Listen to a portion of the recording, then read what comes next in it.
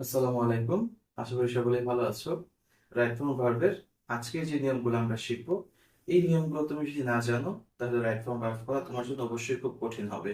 চলো, খুব বেসিক যে নিয়মগুলো রাইট ফর্ম ভার্বে জানতেই হবে সেই বিষয়গুলো নিয়ে আলোচনা করি। নাম্বার ওয়ান, সাবজেক্ট এর পার্সনের উপর নির্ভর করে ভার্ব পরিবর্তিত হয়। এর মানেটা কি?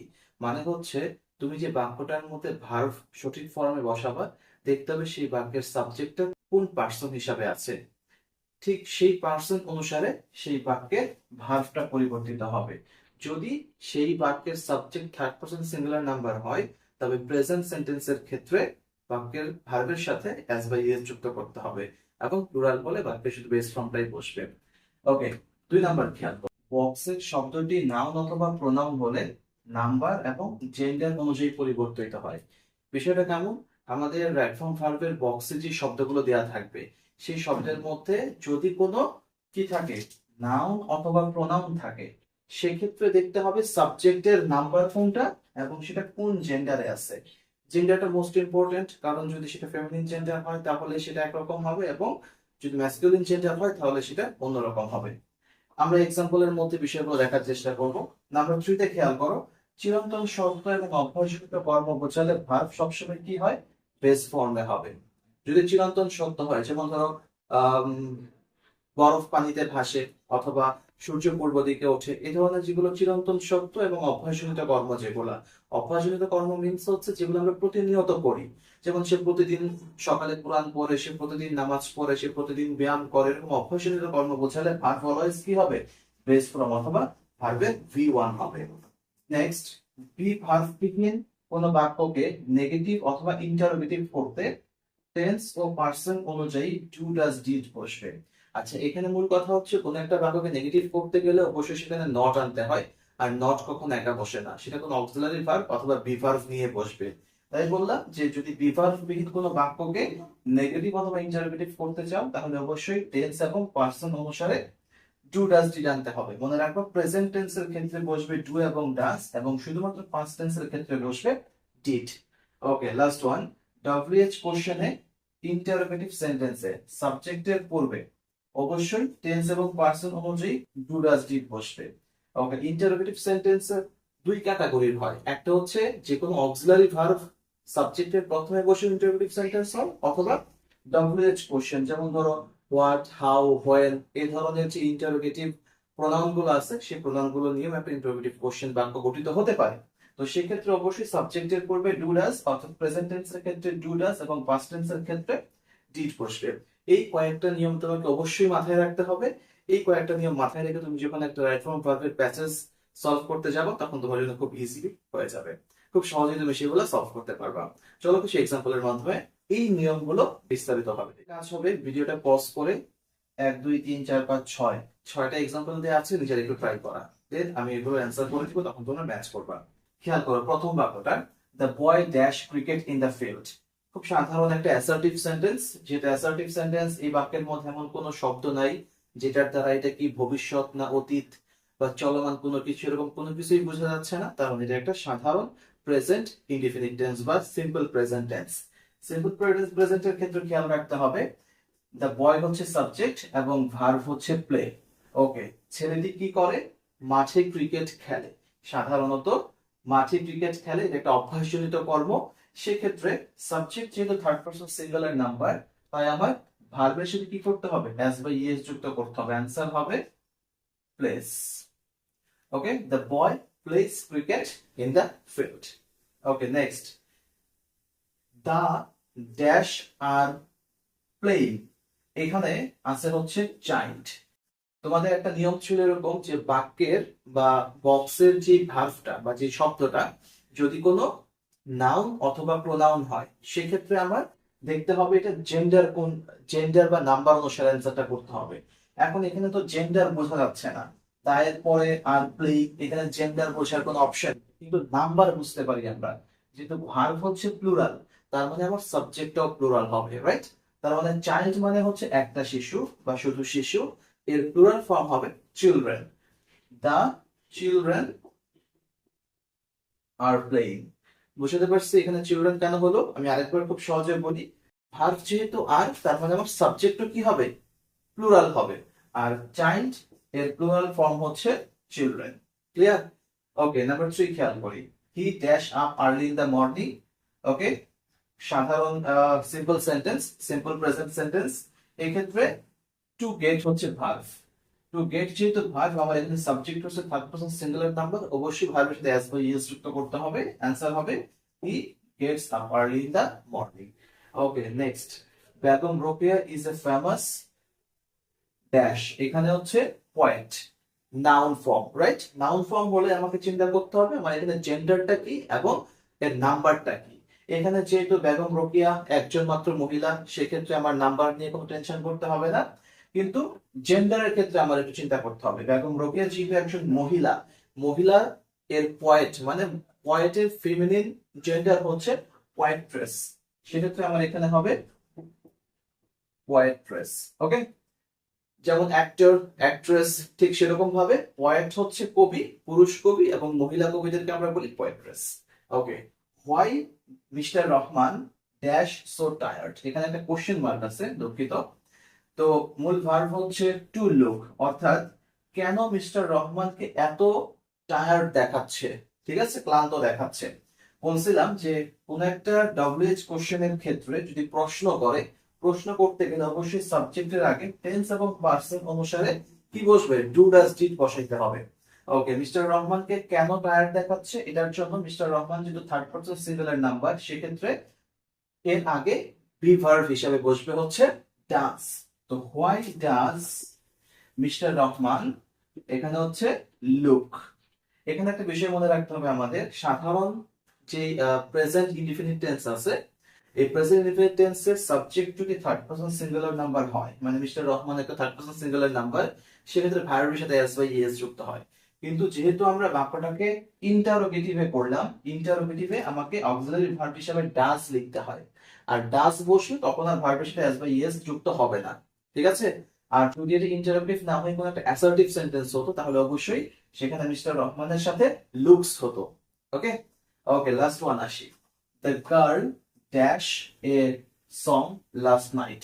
ওকে, গত রাতে মেয়েটা কি করে নাই, কোনো গান গায় নাই। এই যে এখানে নট সিং, মানে বাক্যটাকে নেগেটিভ করতে হবে। আর একটু আগে বললাম যে নট কখনো একা বসে না, সে একটা অক্সিলারি ভার্ব নিয়ে বসে। আর দ্য গার্ল যেহেতু একটা থার্ড পারসন সিঙ্গুলার নাম্বার, তাই এখানে হবে ডাজ। দুঃখিত, ডাজ না, যেহেতু লাস্ট নাইট মানে গত রাতে, তার মানে এখানে ডিড হবে। ওকে, অতীতকাল বোঝালে ডিড হয়, হবে হচ্ছে ডিডন্ট সিং।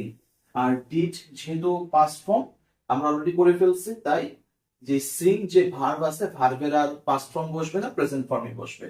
মূল বাক্যটা দাঁড়াবে the girl did not sing A song last night, গত রাতে মেয়েটা কি করে নাই, কোনো গান গায় নাই। আশা করি এই 6টা নিয়ম তোমরা খুব ভালো করে বুঝতে পারছো।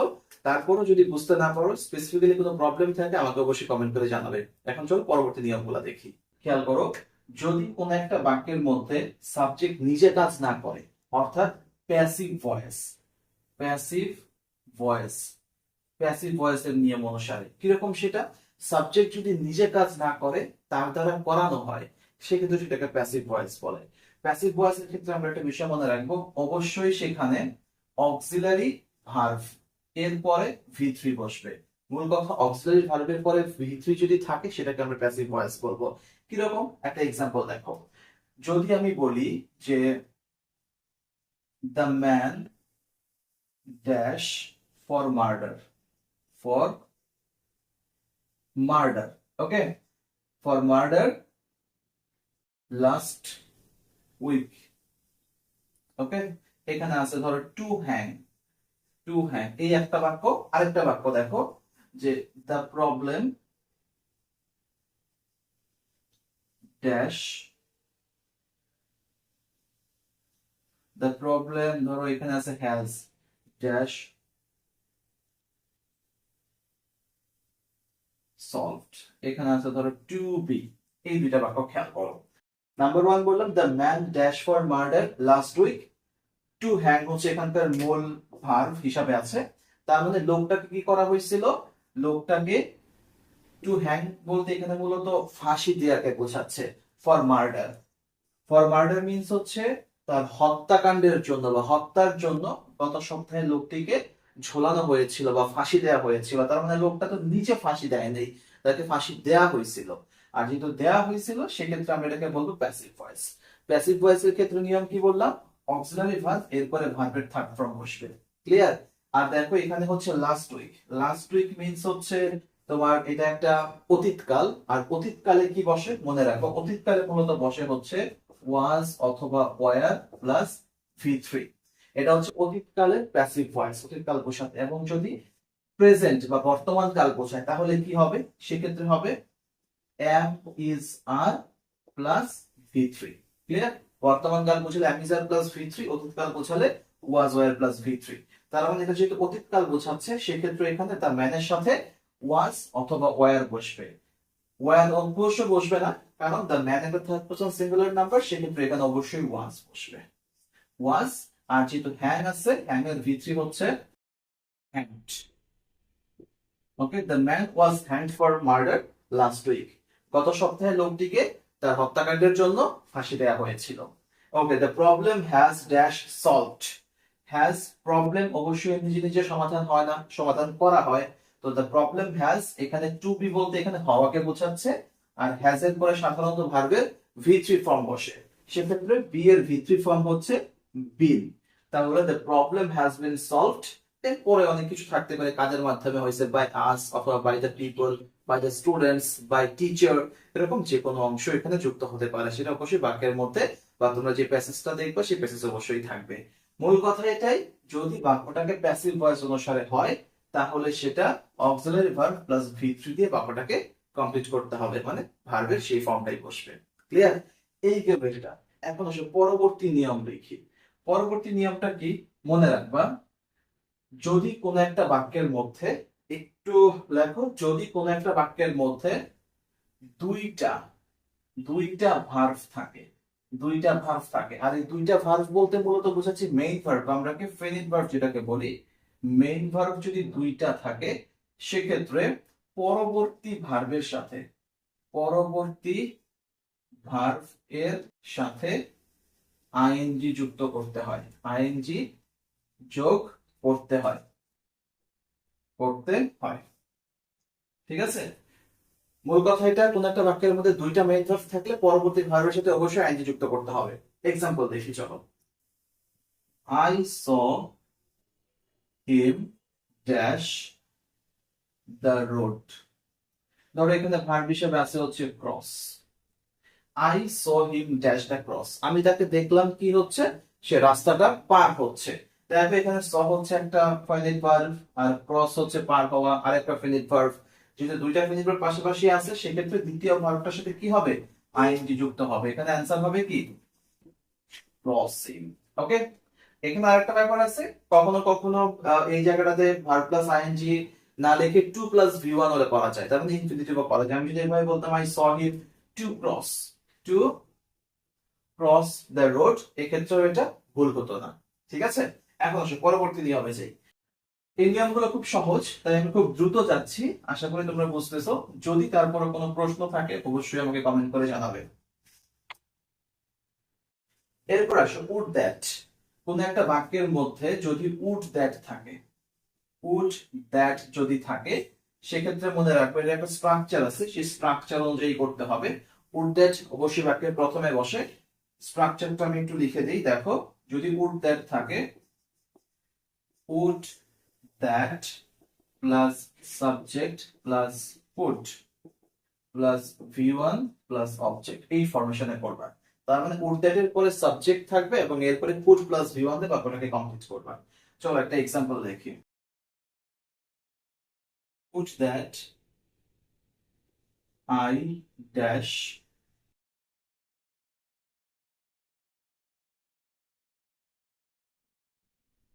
put that I dash the job। ধরো এখানে সাবজেক্ট আছে হচ্ছে to get। Okay, put that I dash the job, তার মানে আমি যদি চাকরিটা পেতাম এরকম একটা আকাঙ্ক্ষা প্রকাশ করে। put that দ্বারা মূলত কোন একটা আকাঙ্ক্ষা প্রকাশ করাকে বোঝায়, আকাঙ্ক্ষা ইচ্ছা প্রকাশ করা হয়। তার মানে put that যেহেতু আছে সাবজেক্টও দেয়া আছে, এখানে I হচ্ছে সাবজেক্ট, এরপরে নিয়ম অনুসারে সাবজেক্টের পরে কুড বসবে এবং মূল ভার্বের বেস ফর্ম বসবে। তাহলে উড দ্যাট আই কুড হবে, হ্যাঁ, I could get, would that I could get the job, আমি যদি কি করতাম, চাকরিটা পেতাম। ওকে, আরেকটা এক্সাম্পল দেখো, would that I dash with him. তো এখানে সাবজেক্ট আছে হচ্ছে go, would that I dash with him go, তার মানে আমি যদি তার সাথে যেতে পারতাম, তার মানে এখানে সাবজেক্ট হচ্ছে আই, এর সাথে বসবে হচ্ছে could go, would that I could go, আমি যদি কি করতাম, তার সাথে যেতে পারতাম, আকাঙ্ক্ষা প্রকাশ করা বোঝাচ্ছে। ঠিক আছে, এই গেল এই নিয়ম।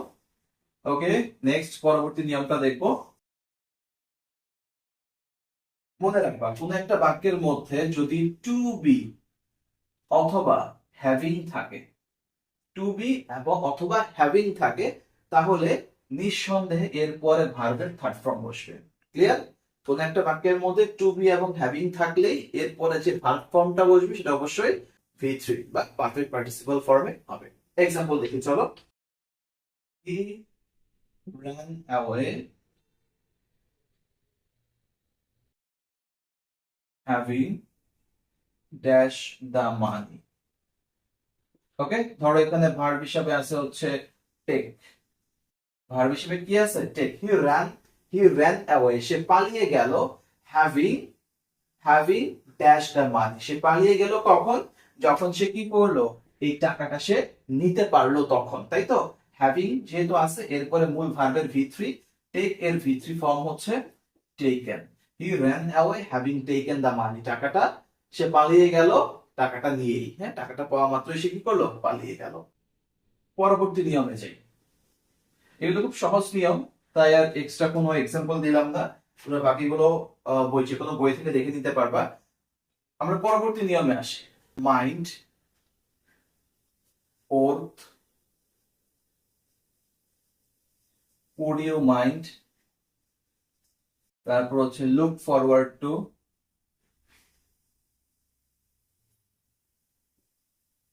Gate used to, without, can not help অথবা উড নট হেল্প, অথবা যদি উইথ এ ভিউ টু থাকে, উইথ আ ভিউ টু থাকলে এরপরে যে ভার্বটা থাকবে সেই ভার্বের সাথে কি করতে হবে, আইএনজি যুক্ত করতে হবে। ক্লিয়ার? একটু শব্দগুলো একটু দেখে নাও, মনে রাখবা।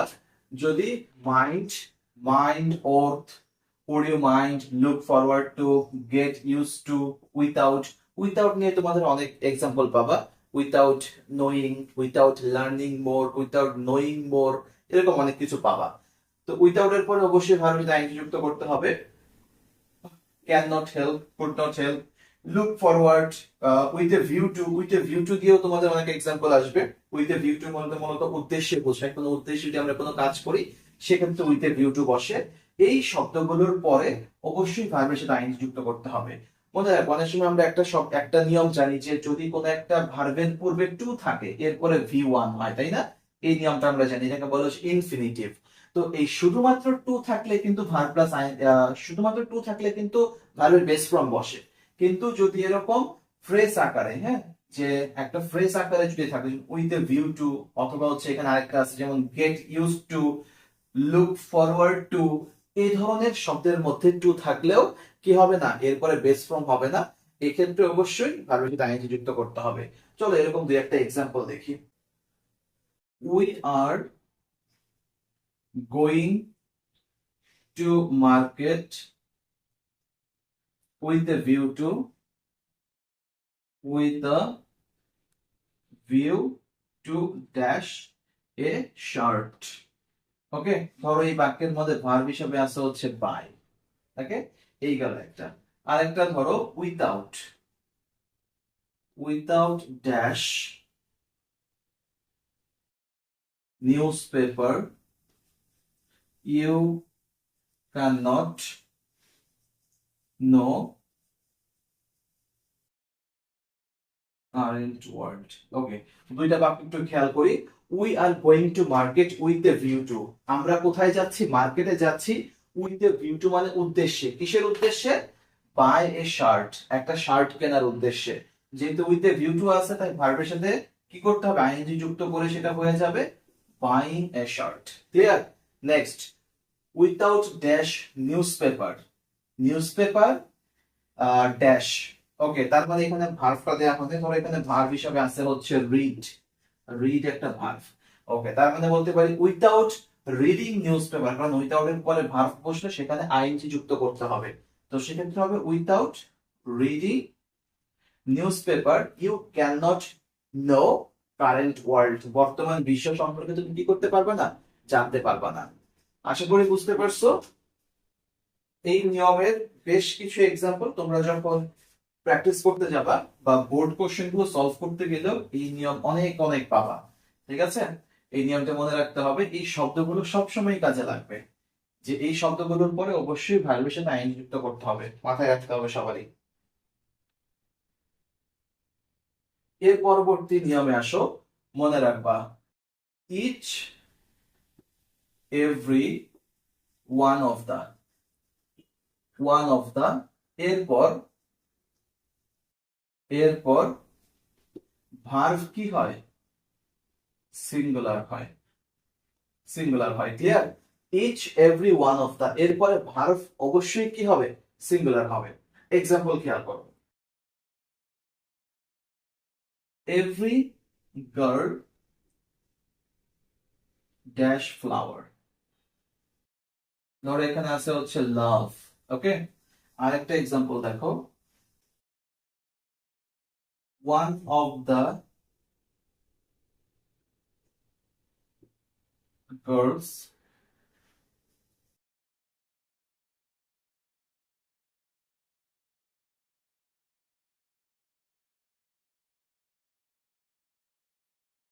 B. Okay, every girl dash flower. প্রত্যেকটা মেয়ে কি করে? ফুল ভালোবাসে। ভার্ব হিসাবে আছে হচ্ছে লাভ। ওকে, যেহেতু ভার্ব হিসাবে লাভ আছে আর এভরি বললাম যে এভরির পরে কি হয়? ভার্বের সিঙ্গুলার হয়। আর লাভ এর সিঙ্গুলার ফর্ম হচ্ছে লাভস। ক্লিয়ার? কারণ ভার্ব যখন সাবজেক্ট যখন সিঙ্গুলার হয় তখন ভার্বের সাথে কি হয়? এস বা ইএস যুক্ত করতে হয়। তার মানে ভার্বের সাথে এস বা ইএস যুক্ত করার মিনিংই হচ্ছে এটা একটা singular form. Okay, one of the girls. এখানে একটা বিষয় মনে রাখবা, ওয়ান অফ তার পরে যেই নাউন ফর্ম থাকবে সেই নাউন ফর্মটাকে অবশ্যই প্লুরাল লিখতে হয়, কিন্তু এরপরে যে ভার্ব থাকবে সেই ভার্বটাকে কি করতে হয়? সিঙ্গুলার করতে হয়।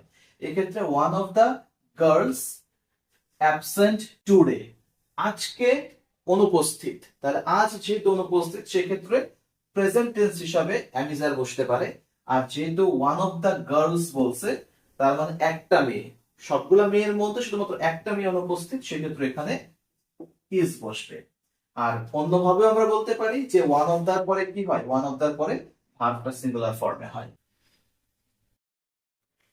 এই নিয়মটাও খুবই সহজ। মনে রাখবা, কোন একটা সেন্টেন্সের ভার্ব অবশ্যই সাবজেক্টের এবং নাম্বার অনুযায়ী হয়। ঠিক আছে? ভার্ব অবশ্যই সাবজেক্টের পার্সন দেখতে হবে, সাবজেক্টটা কোন পার্সনে আছে এবং সেটা কোন নাম্বারে আছে, প্লুরাল না সিঙ্গুলার, এই বিষয়টা খেয়াল রাখতে হবে, তার উপর নির্ভর করে হবে। চলো এক্সাম্পল দেখি। The colour of his shirts dash blue. ধরো এখানে আছে হচ্ছে টু বি।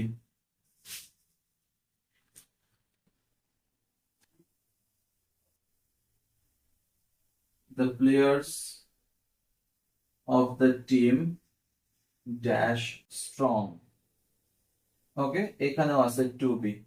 এই দুইটা বাক্যের মধ্যে খেয়াল করো, the colour of his shirts, তার যে শার্ট গুলো আছে সেই শার্টের কালার ড্যাশ ব্লু। এখন বলো এখানে টু বি ভার্ব বসবে, এই জায়গায় মূলত সাবজেক্ট কোনটা? তার শার্টের কালার নাকি তার শার্টস? কোনটা বলো তো? The colour of his shirts. Blue, তার মানে এখানে অবজেক্টিভ ফর্মটা দেখে, অবজেক্টের যে অংশটুকু সেই অংশটুকু দেখে বুঝতে হবে যে এখানে মূলত কাকে ইন্ডিকেট করতেছে, কালারকে ইন্ডিকেট করতেছে নাকি শার্টকে ইন্ডিকেট করতেছে। যদি এখানে ব্লুর কথা বলতেছে তার মানে অবশ্যই সেটা কি, কালারটাকে বোঝাচ্ছে, the colour of his shirts, তার শার্টের কালারটা হচ্ছে ব্লু, তাই না? তার মানে এখানে হবে হচ্ছে ইজ। ওকে, পরেরটাতে আসো, the players of the team, the players of the team, player অনেকগুলা কিন্তু টিমটা একটা, তাই না? স্ট্রং, তার মানে এখানে স্ট্রংটা কে, টিমটা স্ট্রং নাকি প্লেয়াররা স্ট্রং? প্লেয়ারদেরকে বোঝাচ্ছে, প্লেয়াররা স্ট্রং বলেই টিমটা স্ট্রং হয়েছে, তাই না? তাহলে মূল সাবজেক্ট হচ্ছে the players of the team, তাহলে এখানে হবে হচ্ছে। ওকে, তো টু বি ভার্ব তো আমরা বুঝি, am is, are was, were, এগুলো হচ্ছে টু বি ভার্ব। তো যদি এটা পাস্ট টেন্স কে ইন্ডিকেট করতো তো সেক্ষেত্রে আমরা ওয়াজ, ওয়্যার হিসেবে চিন্তা করতাম, যেহেতু এটা সাধারণ বর্তমান কাল সেক্ষেত্রে আমরা এম ইজ, আর দিয়ে ব্যাপারটাকে চিন্তা করতেছি। Okay, number one, the colour of his shirts is blue, the players of the team are strong. আমাদের রাইট ফর্ম ভার্বের যে 2 নাম্বার পার্টটা নিয়ে আমরা আলোচনা করার কথা ছিল, আজকে সেটা শেষ করলাম। আগামীতে 3 নাম্বার পার্টটা নিয়ে আলোচনা করব। 3 নাম্বার পার্টে মূলত আমরা বিভিন্ন রকম কন্ডিশনালস বা বিভিন্ন রকম ফ্রেজ, যেগুলো বাক্যের মধ্যে থাকলে বাক্যের উভয় অংশে কি ধরনের পরিবর্তনগুলো হয় সেগুলো নিয়ে আলোচনা করব। আগামী ক্লাসটা দেখার জন্য আমন্ত্রণ রইল। আর আজকের ক্লাস নিয়ে যদি কোনো প্রশ্ন থাকে অবশ্যই কমেন্ট করে জানাবে। সকলে ভালো থাকো, সুস্থ থাকো। আল্লাহ হাফিজ।